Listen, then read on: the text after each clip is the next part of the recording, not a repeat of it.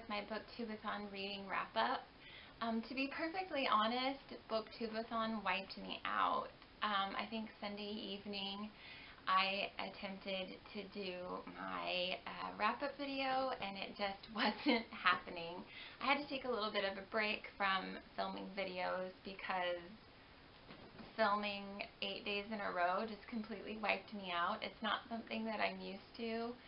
I'm also not comfortable editing videos just yet, so that process is really time consuming for me right now. I'm sure the more videos that I make, the quicker I'll get at doing that, but anyway, I think next year I'm going to skip the video challenges unless something really stands out to me as fun. This year the video challenges really pushed me outside of my box, and that's what I was hoping to accomplish. I just really wanted to jumpstart my YouTube channel again and to get back into making videos, and so I think doing a week's worth of video challenges definitely accomplished that goal. I do, however, think that it distracted me from reading. I think I would have read a lot more had I not participated in the video challenges. So we'll see. I don't know. This time next year I might feel differently about it, but that's my thoughts on it right now.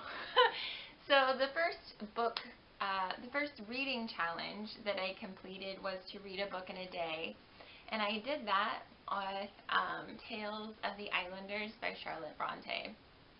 This book was 92 pages, and I thoroughly enjoyed this. It was a really easy read, which surprised me.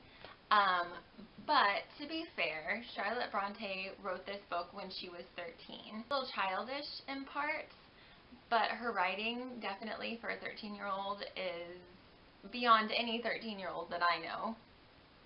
Tale of the Islanders is a book that she actually made when she was a child, like a homemade book that she binded and wrote the stories down in, and then I guess somebody found that book and published it. So Charlotte Bronte and her siblings grew up in a really strict Protestant home, and I think they went to like a private school. Their father was a minister, and I think the school that they went to was specifically for ministers' children, and from what the book says, they were really miserable going to school there, and so I think that coming up with stories and writing was a huge outlet for them. The three of them created the Tales of the Islanders. They actually personify themselves in the book as the little queens and kings, which are fairies, and they kind of guard over all of the islands, and then there's just short stories basically about different events that happen on the islands, and they involve, let's see, there's giants, there's fairies, of course. There's actually a lot of political references to what was going on at the time. So a lot of discussion on the topic of Catholicism versus being a Protestant. And of course, the Brontes growing up with a father who is a Protestant minister are definitely more on the Protestant side, and so Catholics are viewed very negatively in this book. She had very strong opinions for a 13-year-old, and they're evident in this book. There's also some violence, which was surprising. Kind of gory at times, very descriptive and just violent, which, yeah, again, was very surprising. But one of my favorite short stories in this little book is about the little king. He brings these 3 kitchen maids to, what is his name? The Duke of Wellington. The Duke of Wellington is in a lot of the stories. Brings these 3 kitchen maids to the Duke of Wellington and tries to get them a job. And the children of the Duke of Wellington, they notice that something's not quite right about these three kitchen maids, and the ending I was just not expecting. I thought it was really fun and whimsical, and I enjoyed that one a lot.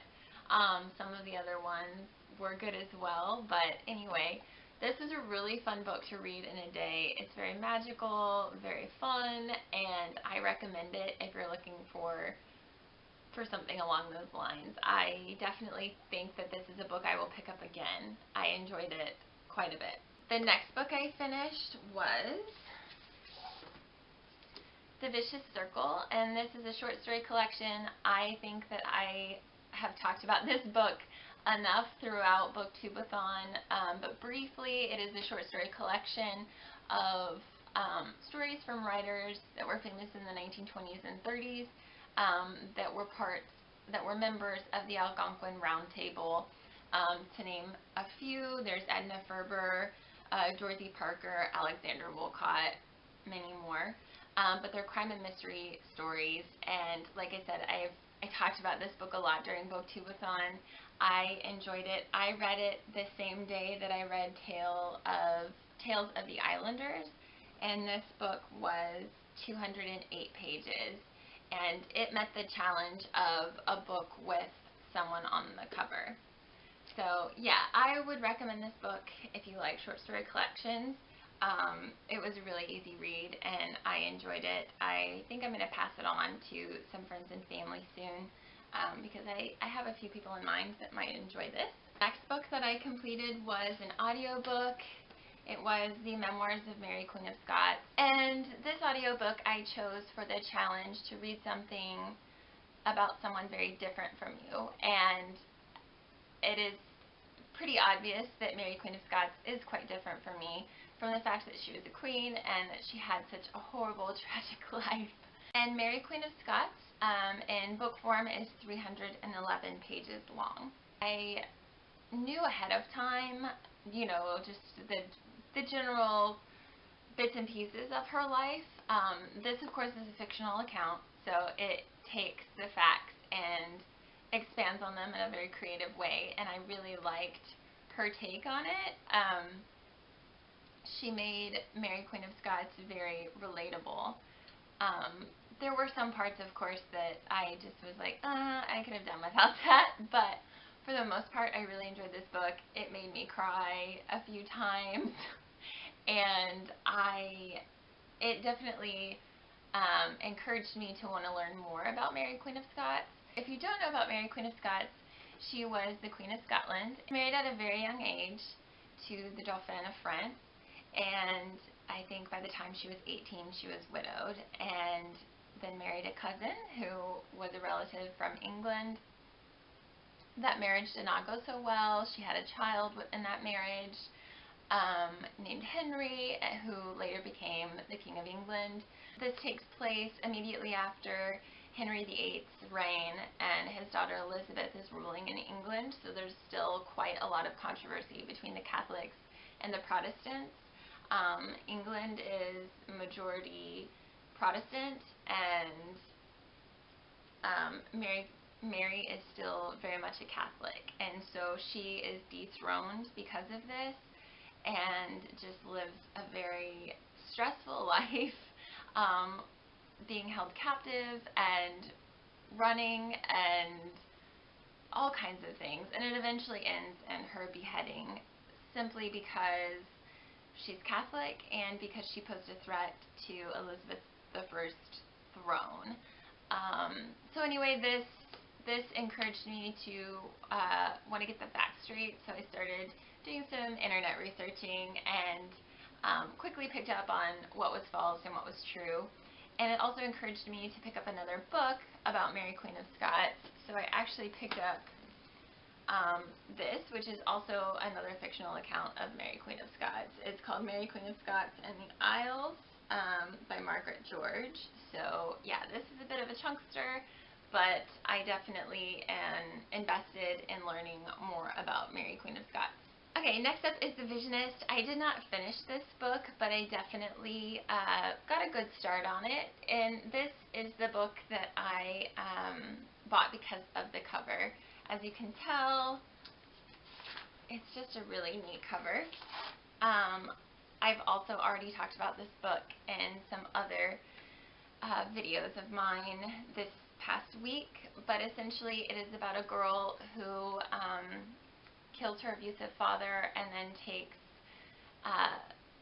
then hides out in a Shaker community, and during that time a lot of girls are having visions, and it's basically about her story of running away from the crime that she committed and dealing with these crazy visions that Shaker girls are starting to have. I found this book to be kind of stressful just because the beginning is a lot about abuse, and then, I don't know, that was just a difficult topic for me to read, but I'm definitely like getting a little bit more into it, and things are starting to get a little funny. There's an investigator, the arson investigator, and his character adds a little bit of whimsy and fun to the story, so I think that I'm going to enjoy this. I only read 53 pages of this book, but I'm going to continue to read it and finish it up in the month of August. So those are the books that I read during BookTube-A-Thon. In total, I read 664 pages. If you average that out between 7 days, I read 95 pages per day, which I'm happy with. Yeah, I don't really know what my normal average is. I don't know if this is higher, or it's definitely not lower, but I kind of feel like I read the same amount that I normally read in a week. Again, if I hadn't have participated in the video challenges, I think I would have found more time to read. But anyway, it was a good week. It's really early in the morning, so I need to finish drinking this cup of coffee. So anyway, that was my week in a nutshell, and I will see you guys soon with another video. Bye!